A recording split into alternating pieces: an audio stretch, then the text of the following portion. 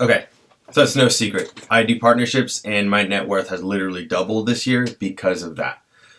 So how do you become a great partner? How do you find great partners? Are you a good partner? Those are all questions that I get over and over and over again.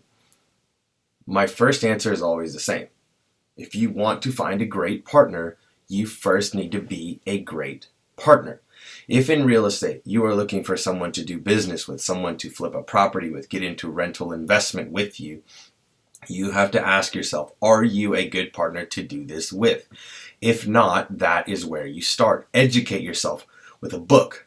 Educate yourself with, what it's going to entail to do the job that you want to do, as well as your partner's job. You have to know what you want from the partnership, right? So I've been successful in partnerships because I've created myself to be a good partner. What I do to be better daily is I read. I strengthen my weaknesses, but double down on my strengths already, right?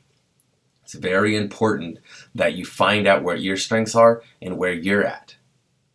Finding the right partner isn't hard when you've prepared yourself for that, right? It's kind of like if you're going to want to grow, bananas, right? Or if you want to grow crop, or if you want to have a successful business, it doesn't matter. You have to make sure that you are educated on what you want from it. Again, if you want the right business partner, here are some quick tips to finding those. 1, you be a good partner. Be someone that is going to be, the phone call is going to be lovely, not dreadly, right? Is that a word? You're not going to want to dread calling your partner, and you don't want your partner to dread calling you. Everyone can make a call when the cash flow is coming in. But what about when the $2,000 AC unit hits? Do you want to be the one to make that call? Is your partner the type of person that you want to call when that happens? Are they going to freak out?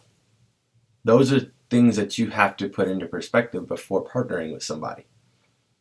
My second tip for partnering and figuring out if someone's going to be a good partner is ask for their references. Ask how they've had a partnership before. Ask if they can have coffee with you and to bring their spouse if they're married. The way they run their marriage is also probably going to be the same way that they run your business with you. That's why we call it getting in bed with somebody when you partner. So you have to be ready for that. Again, be a good partner, and the partner that you're going to, make sure you're getting to know them. Don't just partner with anybody. Personally, I build personal relationships with somebody before I even consider them for a partner. I get to know them, I get to know their family, I get to know their work, what they do, what their work ethic is like. Here's some little secrets. See if you can go to their house. I'm not saying this is going to be a direct correlation, but if their house is messy, what do you think your job site's going to look like? You have to take those things into consideration. When finding a good partner, make sure that you, again, are a good partner. Make sure your partner is in good standing. He doesn't have a lot going on in his life. Make sure he's not in the middle of a divorce, or someone just passed away in his family. Those are probably not good things that are going to happen during your partnership. So you have to make sure that their life is in the best way possible in order for you to be able to partner with them. Another thing, see what their work life is like. Have they been at the same job for 10 years? Or have they bounced around, the past 6 months, every 6 months? It's probably someone you don't want to partner with. Another tip, go into their finances. Ask them if they are okay with you digging into their financing, a personal financial statement, or their tax returns. Just double down, double check. Make sure that they are someone who is going to bring value and not carry you down. For example, on one of my best flips, I partnered with my realtor's husband. I knew that he was a good guy because I knew the realtor. I knew Brenda. She was my realtor. I knew she had a great marriage. I knew that their house was always clean, right? Little things like that. Their yard always looked great and nicely cut. That's how he was going to treat our job site. I knew that he had experience in what we were doing. He had flipped a house before. Experience is key when finding a partner. If you want to find a partner to do a flip, have they done a flip before? Has your partner done a long-term investing cash flow property? Or do they have any properties that cash flow? You are going to have to be in partnership with this person for the next 10, 15, 20 years. If that's how long you're holding up rental property for, you have to make sure you like them. How do they handle stress? Ask them. Say, what do you do for your stress? What do you do when nothing is going right? My answer is I go to the gym. I don't come home with it. I try not to take it out on any of my kids or my family. Nothing. Nope. I go to the gym. Leave it there. So, when finding good partners, make sure that you do your research on them. Become a good partner, first of all. Be a good partner. Educated. Read books.